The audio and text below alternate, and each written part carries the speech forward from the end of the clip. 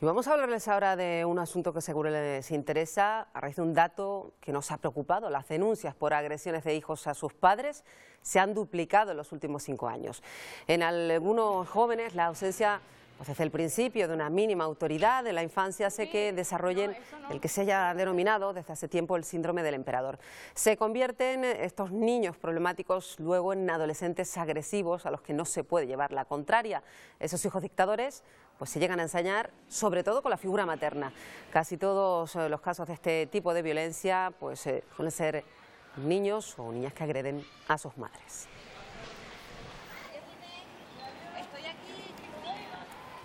Un asunto que preocupa y que hemos conocido pues ahora que está a punto de comenzar el curso escolar y que muchos padres se replantean determinadas estrategias que seguir con sus pequeños. Vamos a hablar esta mañana con José Luis Sancho, que es director clínico del programa Recurra Guinso, que trabaja precisamente con familias que se encuentran en este tipo de conflictos. ¿Qué tal, señor Sancho? Gracias por acompañarnos esta mañana. Muy buenos días.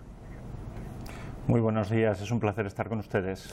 Decimos que es un asunto que ya conocemos desde hace años, este llamado síndrome del emperador, pero el hecho de que aumenten las denuncias año tras año es un buen síntoma. El hecho de que se atrevan a denunciar los padres, o por el contrario, es sencillamente una muestra de que aumenta el problema. Pues es una muestra de ambas cosas.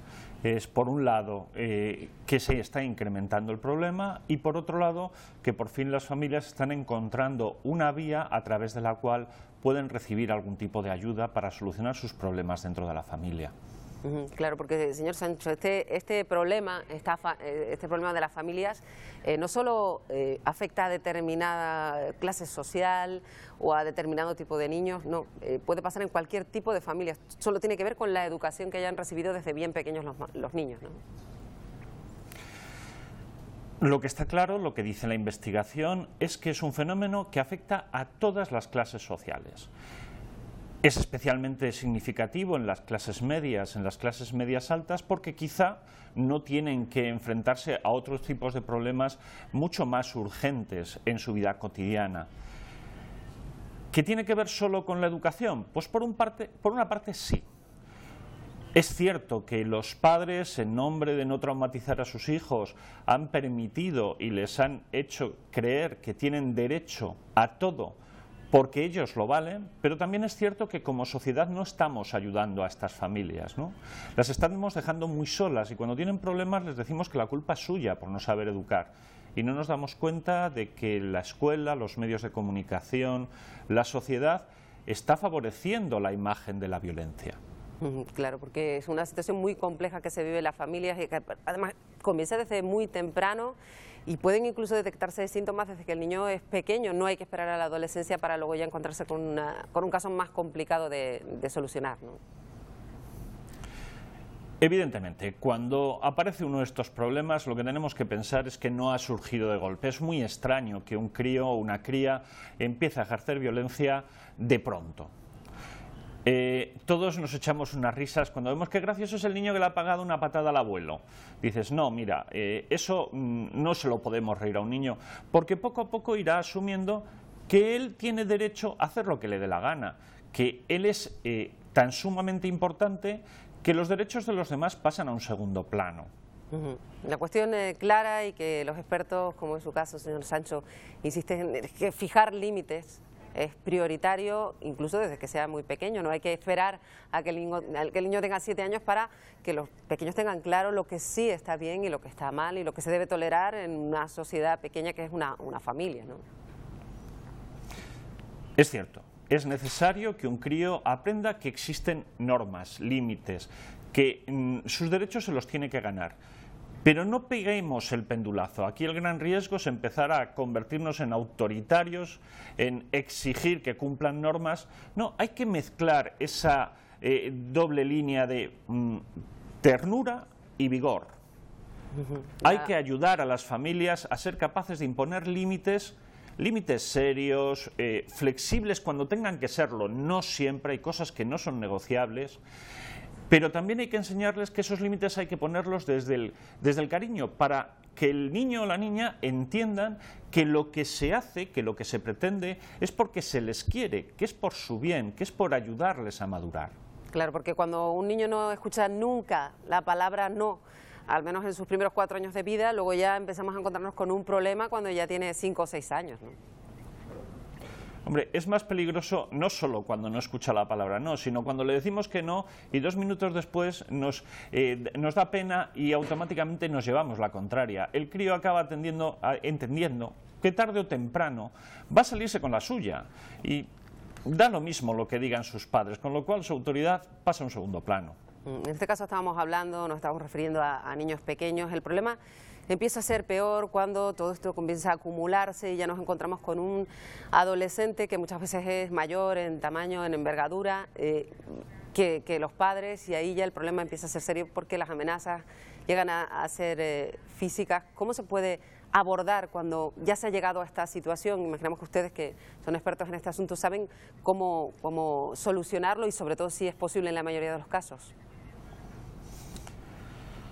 Está claro, nosotros trabajamos con adolescentes y familias desde hace 5 años, hemos atendido más de 1.500 casos, en el programa residencial estamos en torno a los 600 casos, hemos atendido a algunas familias de su comunidad autónoma de Canarias y entendemos que la denuncia en algunos momentos es necesaria. Cuando los niveles de violencia son muy altos, cuando la integridad de la madre o el padre están en peligro, denunciar a un hijo es durísimo, pero a veces es estrictamente necesario. Claro, pero... En otros momentos, programas como el nuestro, en el que trabajamos con adolescentes y sus familias, entendemos que la clave es toda la familia.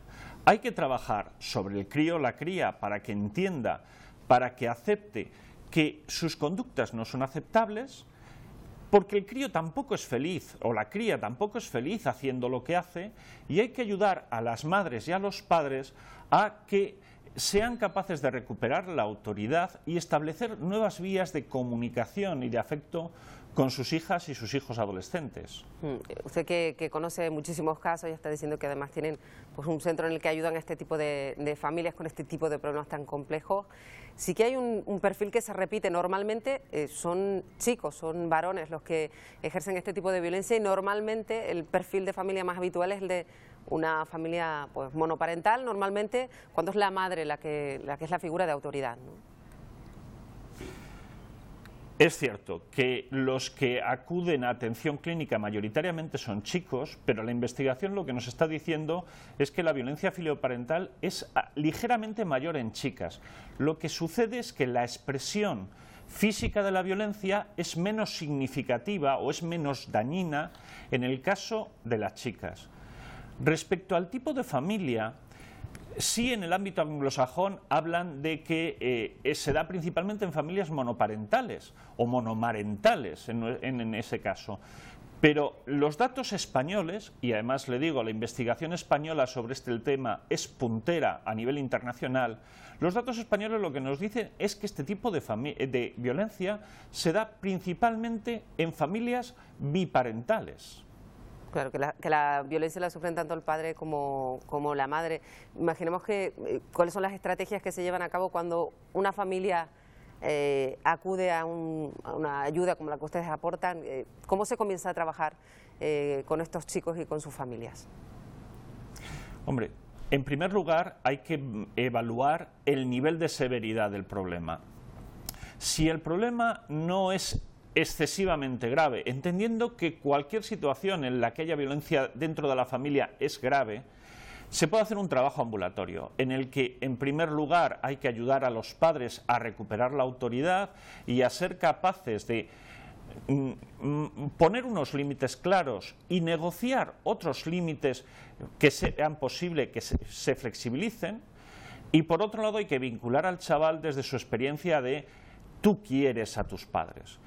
En los casos en los que la violencia es muy alta, desgraciadamente, pese a que nosotros optamos por el tratamiento ambulatorio, no queda más remedio que hacer una separación, un tiempo de ruptura en esa familia para poder trabajar y restañar esas heridas que se han producido y que generan un trasfondo de amargor dentro de las relaciones, y ayudar, por un lado, a los críos a madurar adecuadamente y, por otro lado, a los padres a ser capaces de centrarse en la educación de sus hijos y recuperar esa relación familiar.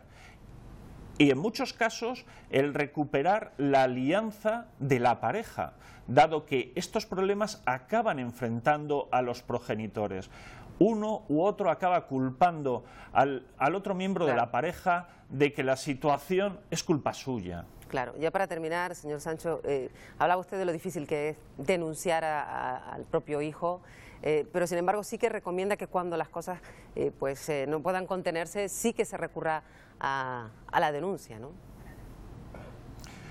Por supuesto, hay un límite que no se puede permitir, y es que un menor o una menor ponga en riesgo la integridad física y psicológica de sus progenitores. Y desde luego es una forma de educar. La ley de responsabilidad penal del menor tiene como objetivo educar, y un crío o una cría, un adolescente que ejerce violencia tiene que aprender que hay límites, que no se puede saltar y que sus acciones tienen consecuencias, y si sus acciones son muy graves, las consecuencias han de ser muy serias. Pues señor Sancho, director clínico del programa Recurra Inso, muchísimas gracias por habernos acompañado esta mañana en Buenos Días Canarias. Un placer estar con ustedes.